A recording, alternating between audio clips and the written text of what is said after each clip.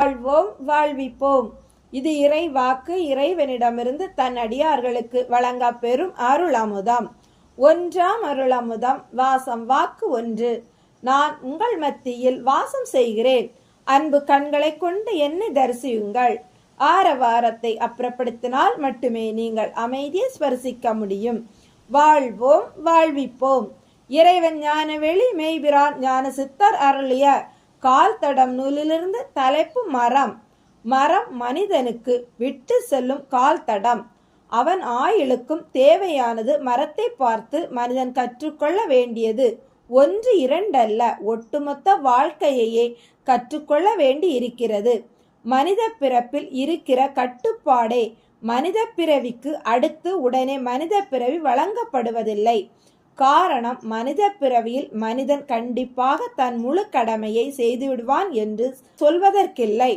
தன் கடமையை முறையாக முழுமையாக முடிக்காத போது மீண்டும் மனித பிறவி வழங்கப்படுவதில்லை. முழு கர்மாவை செய்து முடித்தால் அடுத்த நிலைக்கு தள்ளப்படும் போது அப்போது இருக்கும் அறிவு நிலைக்கு தக்கவே பிறவி வழங்கப்படும்.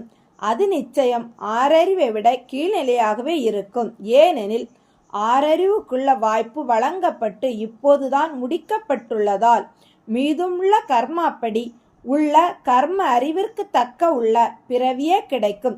இதற்கிடையில் புதிதாக கர்மா சேர்த்திருந்தால் அது நிச்சயம் இருக்கும் நிலையை விட கீழே தள்ளும். தனக்குரிய உண்மை குரு கிடைக்கும் போதே ஒட்டுமொத்த கர்மாவை அளிக்க வாய்ப்பு உண்டாகும். இல்லை எனும்போது மனித நிலை இல்லாத மற்ற உயிர்நிலையே அமையக்கூடும். ஆனால் மரத்தை பொறுத்தவரை இந்த சூழல் உருவாவதில்லை. காரணம், மரம் தான் தோன்றிய இடத்தை விட்டு எங்கும் இடப்பெயர்ந்து கர்மாவை கூட்டுவதில்லை.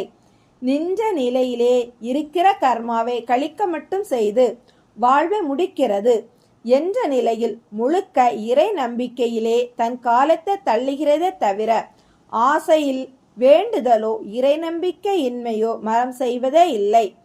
மற்றும் மற்ற மரங்களை பார்த்து பொறாமை கொள்வதோ மற்ற மரங்களுக்கு கெடுதல் செய்வதோ இல்லை. தான் உண்டு தன் கர்மா உண்டு என்று தன் வளர்ச்சியிலேயே அக்கறை கொண்டு வளர்ந்து தான் பெற்ற பலனை உடனே பிறருக்கு வழங்கி விடுகிறது. மனிதனோ தன் பலனை தன்னோடு சேர்த்தோ புதைத்தோ வைத்து மகிழ்ந்தோ துன்பப்பட்டோ கர்மாவை பெருக்குகிறான். இதெல்லாம் மரம் மனிதனிலிருந்து தன்னை வேறுபடுத்தி உயர்த்தி காட்டுகிறது. எந்த சூழலிலும் மரம் தப்போ தவறோ செய்வதில்லை. அடிப்பவனுக்கும் கல்லெறிபவனுக்கும் வெட்டுபவனுக்கும் என்று எந்த பாரபட்சமும் இன்றி வழங்கி விடுகிறது. இதனால் இதற்கு எந்தவித கர்மாவும் உண்டாக வழியில்லை. மனித வாழ்விற்கு வேண்டிய பிராணவாய்வை அளித்து கரியமிலா வாய்வை தான் கிரகித்து சுத்தப்படுத்தி வாழ்வளிக்கிறது. அது மட்டுமல்ல, வான்மழை பெய்ய பேருதவி பண்ணி மண்ணில் நிழலை சாய்க்கிறது.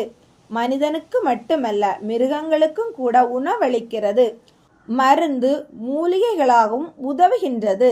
மரத்தின் வேர் முதல் பட்டை வரை இலை காய் கனி மட்டை குருத்து மலர் என்று இளமையிலும் முதுமையிலும் உதவும் போது மனித உடல் உரத்திற்கும் ஆகாது போவதை கவனித்தால் மரம் அழியாத அமுதம். மரத்தின் அடுத்த நிலை மனித நிலை என்னும் போது ஆறாம் அறிவை அனாவசியமாக தொட்டு விடுவதை காணலாம். மண்ணில் செடி கொடி மரம் போன்றவை தாவர நிலை இல்லை என்றால் மனிதனுக்கு மண்ணில் வாழ வாய்ப்பே இருந்திருக்காது. தாவரங்கள் தேவகணங்கள். அவை தான் விண்ணடைய நரநிலை தாங்கி மண்ணை தாண்டுகின்றன. மரத்தால் மனிதனுக்கு பெருமை, மனிதனால் மரத்திற்கு எந்த பெருமையும் இல்லை, பங்கம்தான். மரம் தானே உயிரை மாய்க்கும் எந்த செயலையும் செய்வதில்லை. மனிதன் பிற உயிரை மாய்க்கச் செய்து தானும் தற்கொலை செய்து கர்மாவை கூட்டுகிறான். மரம் நிழலும் தங்க இடமும் கொடுக்கிறது. வாழ்க்கை முழுதுமே தொண்டிற்கே அர்ப்பணித்து தன்னை உயர்த்துவதை பார்த்து மனிதன் தன் கால் தடத்தை தாவரத்தின் தடத்தில் பதித்தால் ஞான வாழ்வு நிச்சயம்.